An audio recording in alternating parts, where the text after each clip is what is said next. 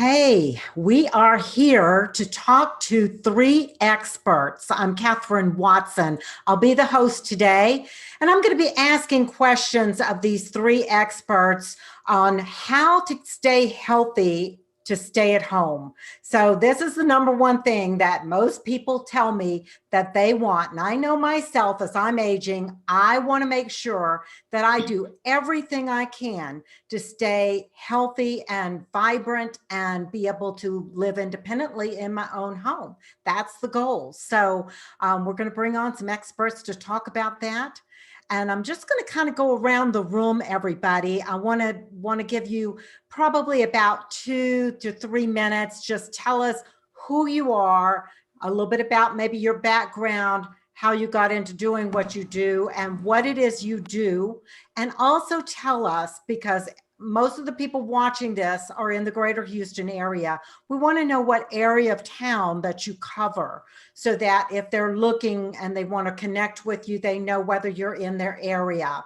And if you're not in their area, I'm sorry for you because these are great people, but there are other people maybe in your area. They may even be able to help you connect with somebody that does a similar type service in your area. Okay, so we're going to start on my right with Jake. So Jake Trione, if you would just tell us a little bit about yourself and what you do. Yeah, first, thank you, Catherine, and thank you, Darian, for having us. I think this is a wonderful thing, and the more that we can get it out, especially to our senior population, it's definitely going to help. And so my name is Jake Trione, and I'm a co-owner and founder of Tri Fitness Gym, and we're a gym that focuses on fitness for individuals 50 plus. I've been working on this about 10 years, and more or less, it's just kind of my passion. I really kind of started off in the military, and I spent a lot of time working with military members to help them to move better and kind of build healthier lifestyles and take a overall healthier approach to their day-to-day lives. And I started working in civilian industry while I was on active duty. And eventually I had to make a decision. And after 13 and a half years of serving, I kind of decided to leave the Coast Guard and go full into providing fitness and wellness services for all of my clients who were 50 plus. And I really had to take that choice of, if my clients didn't have me, what would happen? And a lot of them may not be still active and may not still be moving. They may be in wheelchairs, or even worse, not even on earth with us anymore, but the Coast Guard could replace me. And so I transitioned to the reserves in 2017. I started Tri Fitness Gym out of my 240 square foot garage. And after a year, I grew it into where we are today, more or less. We've been here 2.5 years. Fighting through COVID, obviously, was obviously a challenge for everybody. We're no different. We're a gym, and we're an in-person gym mainly. So it kind of was a little bit of a battle, but yeah, we're a gym in Clear Lake that focuses on the 50 plus population. I'm a functional aging specialist. I'm a master fitness trainer. Have probably 30,000 hours at this point on the floor working with individuals. And it's really just something I love to do. And I truly believe God called me to it. So I'm excited again, Catherine. I really appreciate all the opportunities that you have given me to support and really help out the community. And I'm excited to be a part of this panel, and thank you so much. Great. Thank you, Jake. And I'm excited to have you on this panel because I think a lot of people don't understand what that means, a functional fitness expert. So we're going to get into that. Okay, I'm going to go down one below on my screen from Jake, and that would be Asheva. Asheva Phillips. Thank you for being here. Thank you for having me. That was good, Jake. I love the thing about God calling you to it as your mission, because I feel the same way, like pulled to serve this community. So I'm Asheva Phillips. I'm with Vaughn, Gage Adult Wellness Center. We're an adult day center located in the Jersey Village Sci-Fair area. So as Catherine, as you mentioned, there are a group of people who want to age in place. They want to stay in the home. So we're the only freestanding adult day center in Sci-Fair, Jersey Village area. We provide the caregiver respite. So they're able to drop their loved one off at our facility and get 8 hours of care, both medical and social, and get a break that they need. And then the senior is able to also get a break and share energy with others. I started with Senior Citizens Bureau. 2011, Senior Citizens Bureau gave funding for Vaughn Gage Adult Day Center because there was nothing else available. You know, we had people calling us saying, I don't want to do 24-hour care. Where can I take my mother? Where can I take my husband? And so I went to my board in 2011, and they gave funding to open this wonderful facility. It is a quaint facility. It's a smaller facility. We do specialize in Alzheimer's, dementia, TBI, Parkinson's, multiple sclerosis. We deal with mostly cognitive impairments and some physical impairments. So I love it. I'm called to it. Can't let it go, like Jake said. Yeah. Good, because we need you. In fact, there was a conversation earlier. I don't know if you were on the conference at that time, but there were several people that were talking about the need for more adult daycare centers, and trying to find one was a challenge. So I'm glad you're here. Thank you. And we'll move on to our last panelist, and that is Miss Shonah Jefferson with Chefs for Seniors. So Shonah, if you could tell us a little bit about yourself, and thank you for being here. Thank you, Catherine. I'm glad to be here today.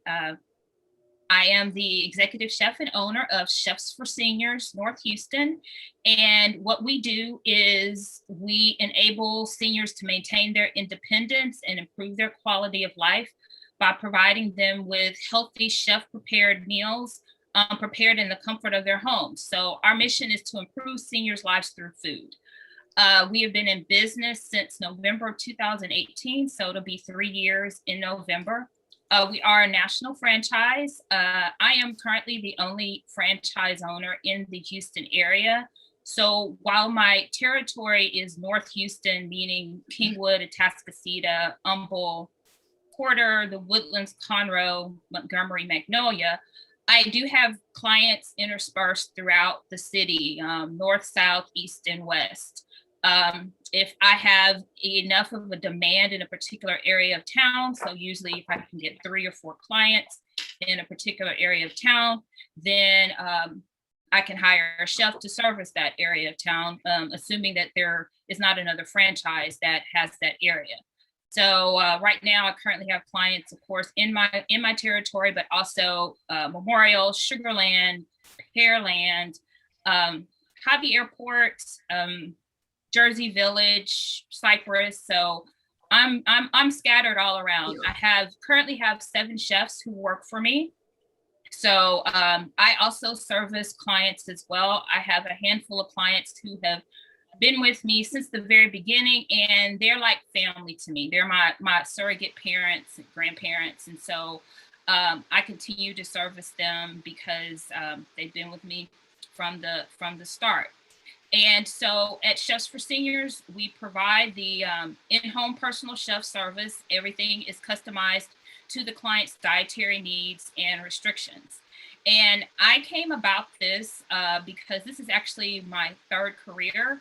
I started off in corporate America, and then from there went to law school and was a practicing lawyer for many years. I actually still am a practicing lawyer, but law is now my side gig as opposed to my main gig. I grew up in the restaurant industry, and this was something, going to culinary school was always on my bucket list. And so I actually went into business with my dad to help him manage his restaurant for a few years, and went to culinary school while doing that, and knew I didn't want to run a restaurant. I found out about Chefs for Seniors actually back in 2015, and they weren't even franchising yet, and I was still in culinary school. And I finished culinary school in 2017 and found out Chefs for Seniors was franchising a year later, and filled out an application, and the rest is history. And so I love doing what I do. Like Asheva and Jake, I view this as a ministry, something that I've been called to do. And I really care about seniors and the people that I serve. Okay, great. Thank you. Thank you so much. Okay, so let's get into some questions. I want to start with Jake.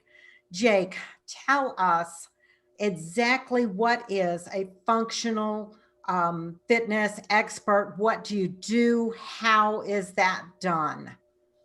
So functional fitness, and we'll kind of describe kind of the difference between what people are aware of and what they kind of can relate to. So a typical gym, you have just some machines, you have some cardio equipment, and you go in, you sit down on your machine and you do your moves, or you get on the cardio equipment and you walk for 5 to 10 minutes. And we do have some equipment and we do have some cardio equipment, but functional fitness is supposed to enhance the way you move in your daily life. So what we do is we teach people how to move better with biomechanics, and we break it down in a personal level. And we have individuals who are everything from cancer survivors to knee replacements, hip replacements, arthritis, TBI, Alzheimer's. I've even trained inside Alzheimer's facilities, all of the above. And we personalize in small groups. We only have 8 people at a time inside our facility, and we have a 4-to-1 client to coach ratio. So we basically break down in a personal training environment biomechanics for individuals to teach them how to move better every single day. And we use everything from balance, coordination, reaction time, speed, power, strength. And then we finish with high intensity intervals. I've actually systemized the way I do things. So I've trained 4 other coaches inside my facility. And our ultimate goal in the long run is to either franchise or license what we do for other individuals to do it. There's really not anybody in a structured way, in the United States that's doing it like we are, that we've seen so far with biomechanics and not using machines and things. So it's kind of our ultimate goal to hopefully bring this to many more communities, because it truly is the easiest and the most efficient way to improve activities of daily living for individuals, whether they have limitations or not. And, Jake, that's so important, because a lot of seniors shy away from the gym because they've hurt themselves maybe in the past because they weren't doing something right, or because they have had an injury, or they have a physical limitation of some sort, or maybe they have a cognitive limitation. All of these different things keep people away from doing the one thing that really is going to help keep them more independent. So that's amazing. That's great. Asheva, let's talk about socialization. Studies have shown over and over and over again how important it is. We are social animals, and we've got to get out there and be social, right? And what I see happen a lot of times is people get holed up in their house, and especially this year after COVID, so many people, were forced to be holed up in their house and not have those social connections. Some of them did get at least a little bit of connection online with Zoom calls and things like that. And that's great. It's not quite the same as in person. We all know that, but talk to us about why it's so important and how an adult day center can really help somebody keep those cognitive functions a little bit longer. Definitely. So social interaction is critical for mental health. When we bring our seniors in, as I mentioned, they already have some cognitive impairments, but our goal is to slow down the cognitive decline. We do group activities and sometimes individual activities based on the diagnosis, but it gives them a sense of purpose. When they're in the program, we're helping them to recollect memories. And a lot of times our caregivers say, I've seen some memory improvement. As we know, there's no cure for Alzheimer's, that type of thing, but they've said like he remembered his day or she remembered what she ate, and they find hope in that. And so that's a part of what we're giving them. You're not in this battle alone. You do not have to make the decision to put your loved one in a 24-hour facility most times. I mean, there are times when it's required. We do understand that.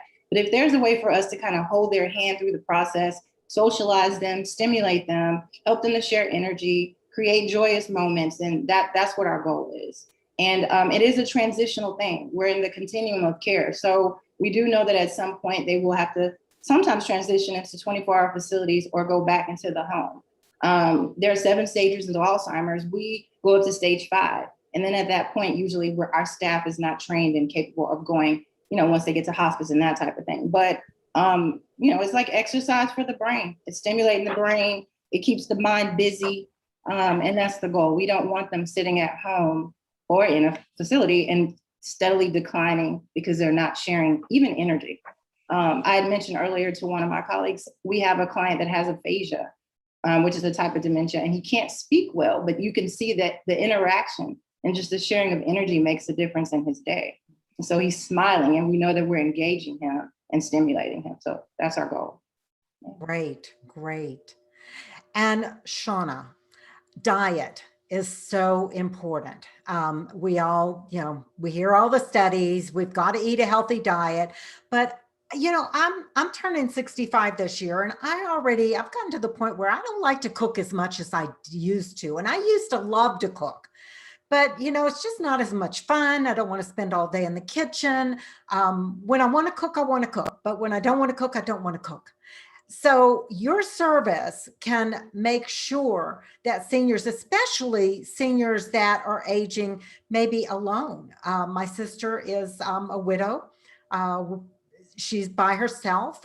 She used to love to cook as well, but she's 80 now. She's tired of cooking, and especially for one person. So talk to us about how your service helps people and why it's important to get the right diet for each individual, because everybody's different, right?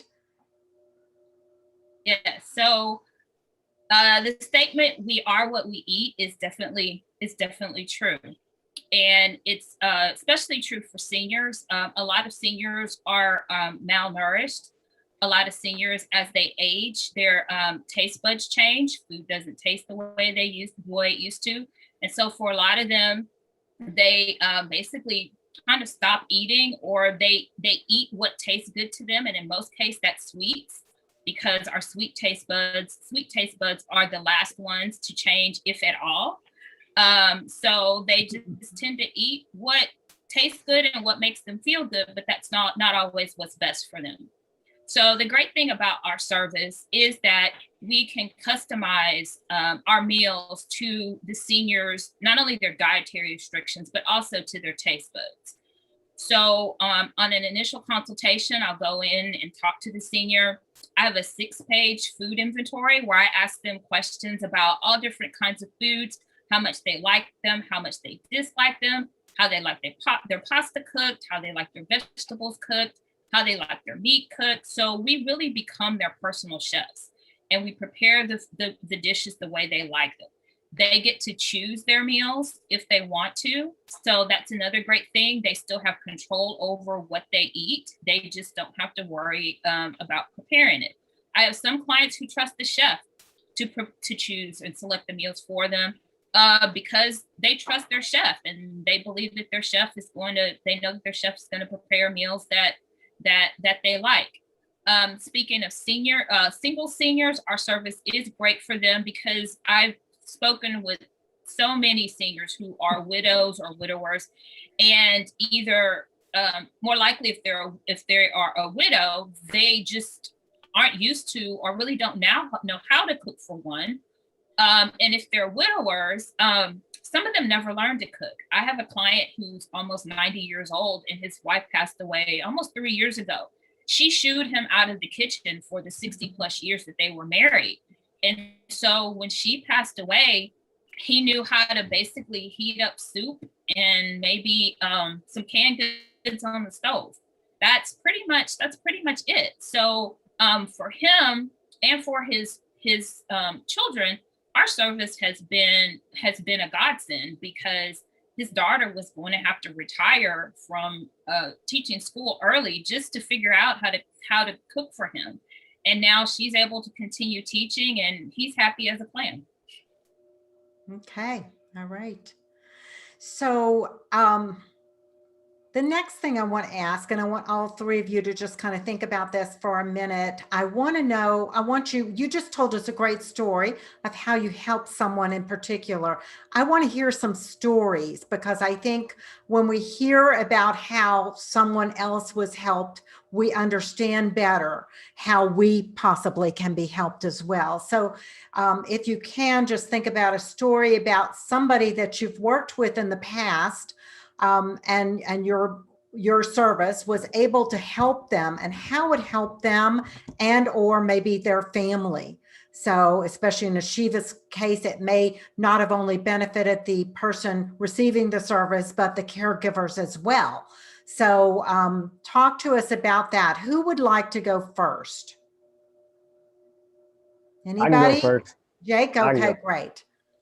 Yeah, so I think one of the things that I'll relate to is just something that we all just went through was COVID-19, right? And it was a very misunderstood, and there was a lot of different effects that it had on different people, and the outcomes were different for everybody. And we had 3 members that I can think of off the top of my head that went through COVID, and Definitely, it made a massive impact, and three of them that went into the hospital is what I mean, that had to go and actually get treatment for extended periods of time. And so what we see a lot of when people get sick is if they don't have a relationship with health and fitness and a good diet before they get put into the hospital, it's a lot more negative impacts long term.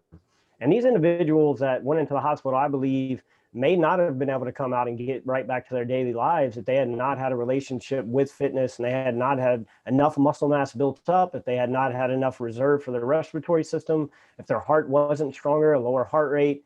These types of things are extremely important because life is going to happen and things are going to come in that you can't control. And the ability to come back from those, that's one of the major things that we see is we call prehab. Because life is going to occur. You're going to have falls, whether you're 6 or 60 or 106. You're going to get sick, whether you're 6, 60 or 106. But if you're in better shape, you have more muscle mass, you have a stronger heart, your respiratory system is better. In the long term, you're going to be better. And it's just amazing to see the difference between individuals that had a relationship prior to having COVID and then those that didn't. And it's made a massive difference on the recovery because we have some members now that are new members that are trying to come back after COVID, and it's been a lot more challenging to get them back to normal. That is awesome. I hadn't even thought of it in that way, Jake. Thanks for that story. It brings to mind the word resilience. We all need to be more resilient, okay? And exercise, diet, and social interactions all keep us more resilient. They keep our bodies and our minds resilient so that when these things happen, and like you said, life happens, right? Things will happen that we have no control over. You could be driving and get hit tomorrow and have an accident and end up in the hospital. So you don't know what's going to happen.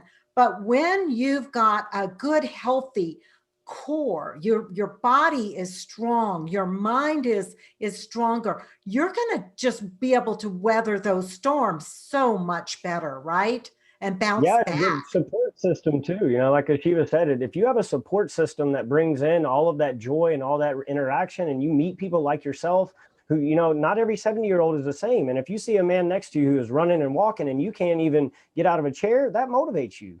You know, like is like, you know, and when you see one 70-year-old, you see one 70-year-old. You don't see everybody. And we have a tendency in our industry to look at everybody on the same level, and that isn't true.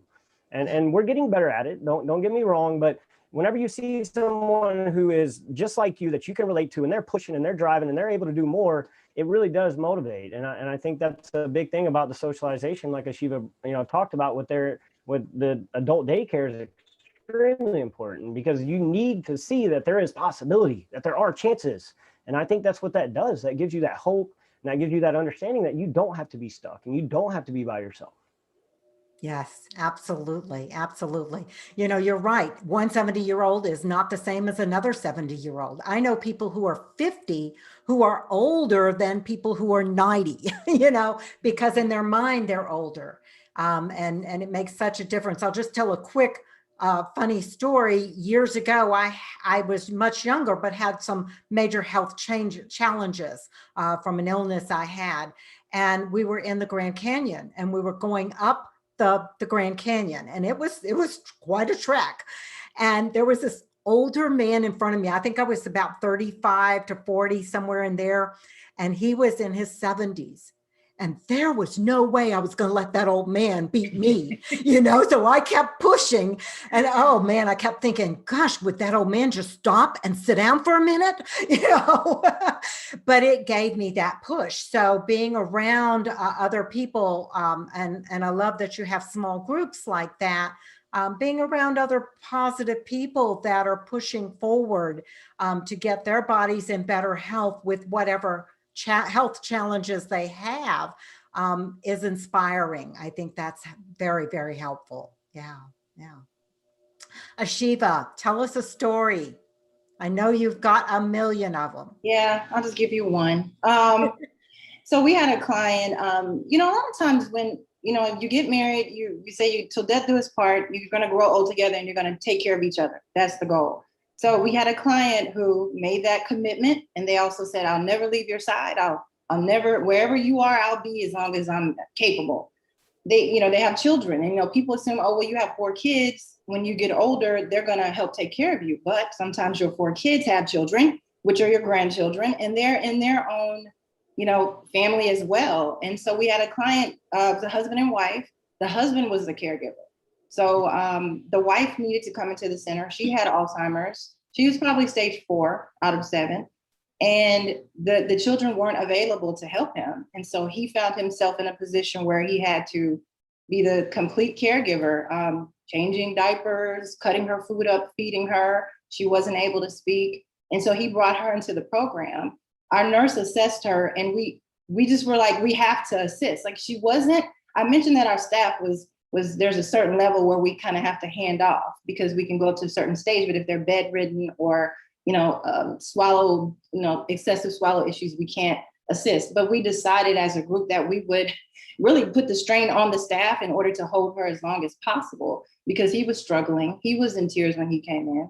And so we were able to provide him support for about 3 years, where he could still go home and breathe and pray and rest or whatever he needed to do. We were still able to administer her medication, still keep her socialized, help her with exercises. Her physical therapist came on site. We would cut up her food. Our CNAs would feed her food. We'd log her medication. We'd share the information on her progress or regress with her doctor through EHR, through electronic health records. So we were that medical component, and we were also respite for him. And we're just all hands on deck holding her. She was a fall risk. So I had CNAs that would follow behind her as she was walking.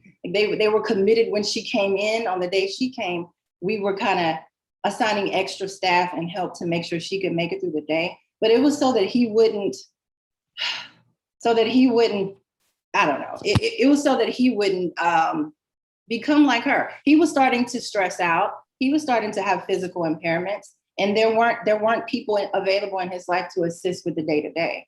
And so we came in and we became that provider and that supporter. And it made me feel proud. And that's why I said it's a mission. It was like a heart thing. It's like, no, we're not really in a position to take care of her, but we're going to get in position to take care of her for as long as we can. So that was something that I'm happy That's about. great. Yay.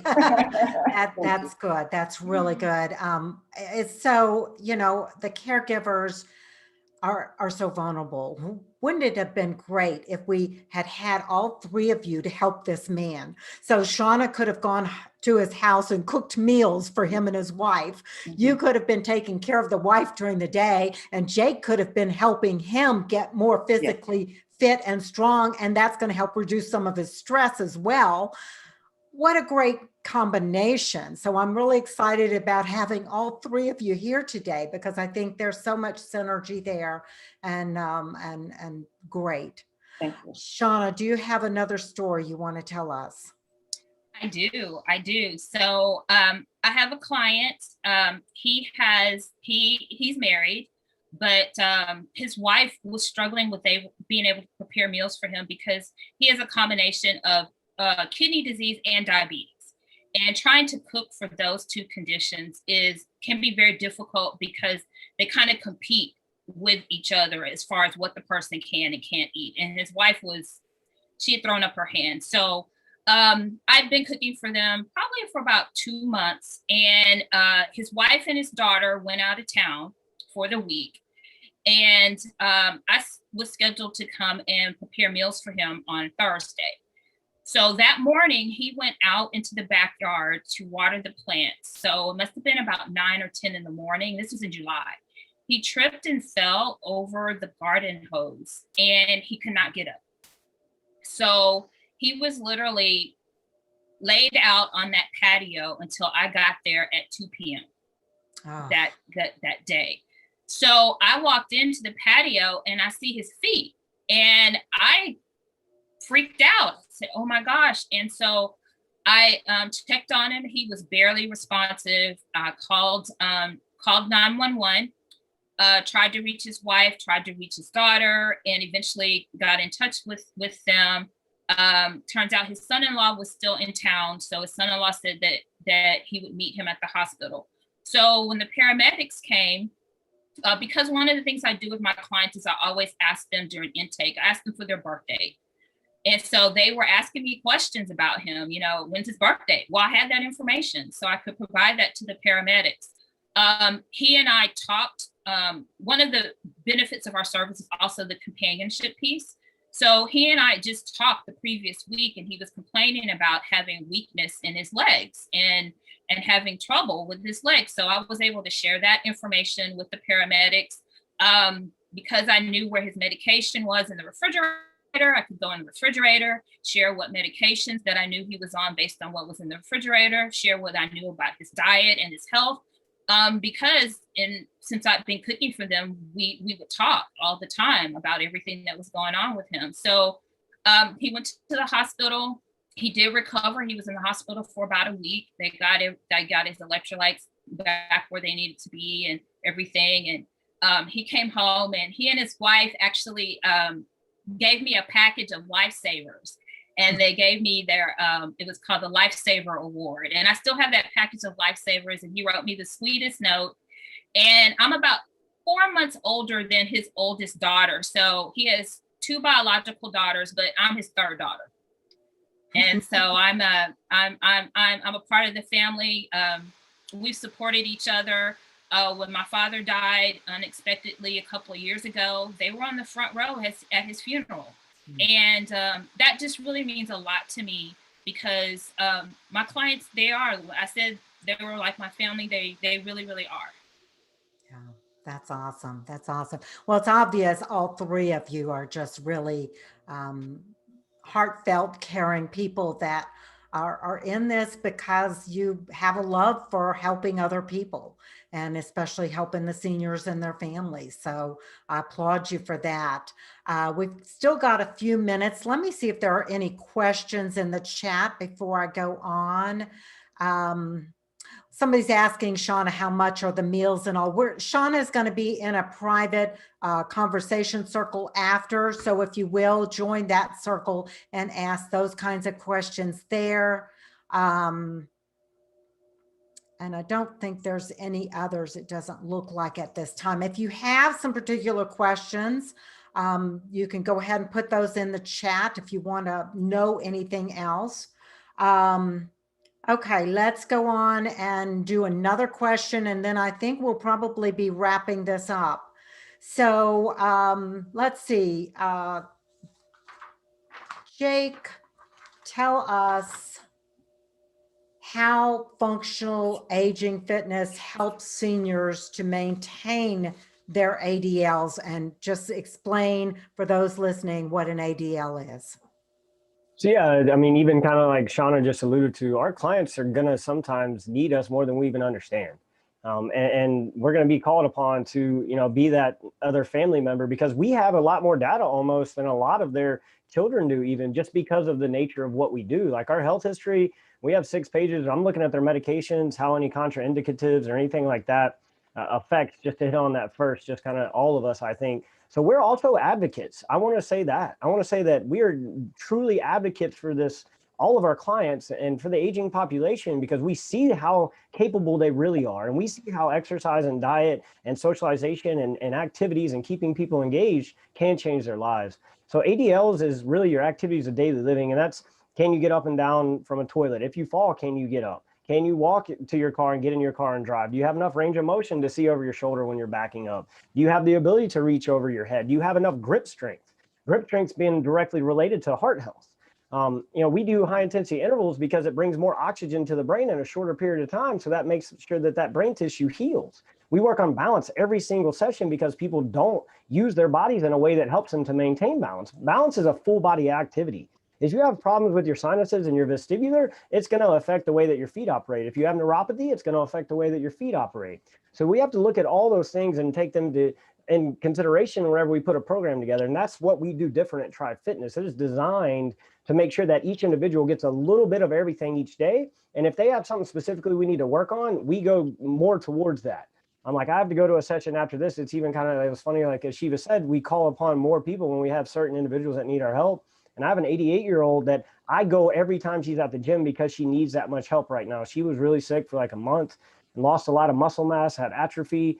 She's been my client for like 4 years and her family's really close. So I go every time, whether I'm on, duty or not, to be there to train her. And I think that's a big thing, is that we adapt to every individual to improve the way that they experience their life, to keep them from having to go into a nursing home or into a care facility without their own choice. If they want to, that's fine. But if they want to stay independent, we're going to allow them to learn how to use their body more efficient, so their activities of daily living don't become problems and don't become obstacles. I love that. I love that. That's what everybody wants. Yeah. Yeah, absolutely. Asheva, so tell us a little bit more about how the adult day programs, we talked a little bit about how they can support the family caregiver, but talk to us about what happens for the person who's attending and how it helps them and makes a difference in their life. Sure. So when they come in, we do an assessment. So we're looking at their health. We have a dietitian that does an assessment of their, if they have any type of ailments and that type of thing, and setting up a meal plan. We also do an activity assessment. We have a wellness director that puts together a monthly calendar based on our group. And our group is small, like I mentioned. Like the maximum we take is probably 20 people. But the benefit of that is it's more individualized. And we have a holistic approach. And so we're looking at the total person. And rather than that just looking good on paper, we actually can be holistic. Like we'll know, like Jim doesn't like tuna, but Mary does, or this person. We're able to like be an extended family, like we mentioned before. But like I mentioned, we're cognitive simulation. So we're the social and medical models. There are adult days that are just social models. They go in kind of like a senior center, do knitting, crafts, and that type of thing. But we work with other plug-in services, meaning we do pet therapy with a provider, music therapy. We have a lady that comes over to play music to stimulate. We do aromatherapy, we do light therapy. And a big goal of ours too is to get them vitamin D, not leaving them inside of a facility all day long, not within these four walls. And so we're stimulating them in, mentally, physically, spiritually, emotionally. And they love that we're catering to them. We're going to them and looking them in the eye and saying, what can I do to make your day better? What is it that you're needing that you're maybe not getting? Do you want to be in this group activity? Do you need to go into the quiet room?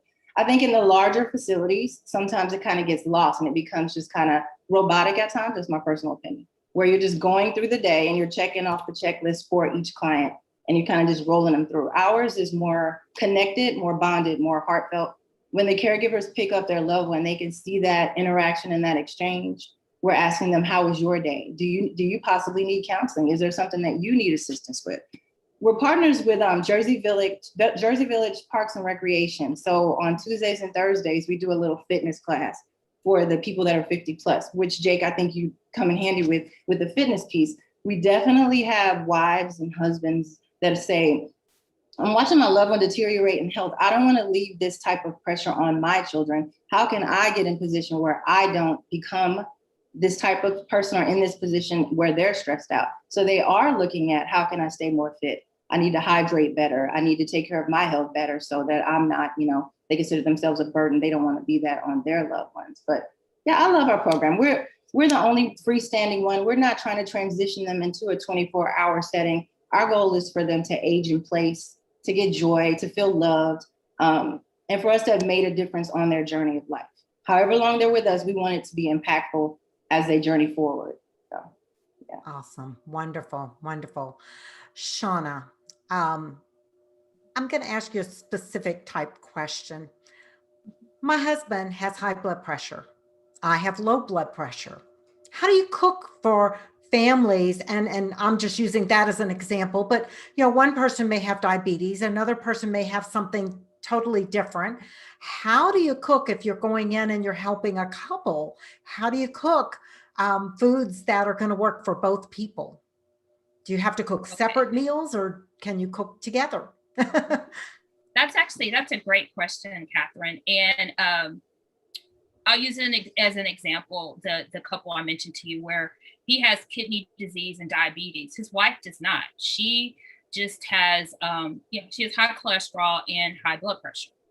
And so what happens with her is sometimes she doesn't get enough potassium because his meals are all low potassium, low phosphorus. She benefits from the low sodium from his meals.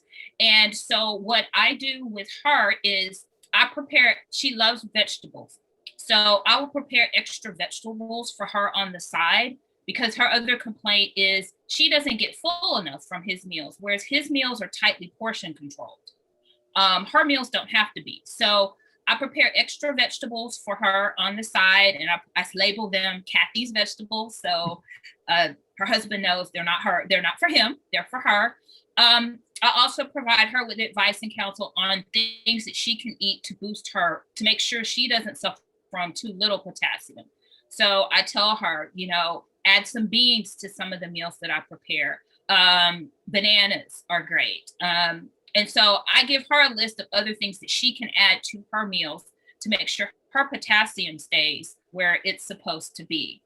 Like I said, the low sodium piece in the meals is great for both of them. So that's the way I balance it with them. With some couples, what they actually end up doing is they use the service for the individual who really has the most dietary restrictions. And then the other spouse, actually, especially if they're physically able to fend for themselves, they kind of keep preparing the meals that they like for themselves. And so what ends up happening is the service is still beneficial to both of them, because the person who needs it most is getting the meals that they need. And then that takes the burden off of the other person from having to worry about, how do I cook for them? Using your example, if you've got one person with diabetes, one person with high blood pressure, the thing is, a person with diabetes also benefits from low sodium meals. So anything that we make that's low sodium is going to be great for both of them. And to be honest with you, even diabetic friendly meals, that's great for someone who's not a diabetic, because we don't want them to become diabetic. So it's always great to have more meals with complex carbohydrates, with whole grains, and with all of those things that are quote unquote people may perceive as, okay, that's what you eat if you are diabetic. No, actually, that's what you eat if you want to be healthy and if you don't want to develop diabetes later in life. Great, great. Guys, this was amazing. I really thank you all so much for being here. This has been a really good conversation. Let's see if there's anything in the chat, and it doesn't look like there's anything new in the chat.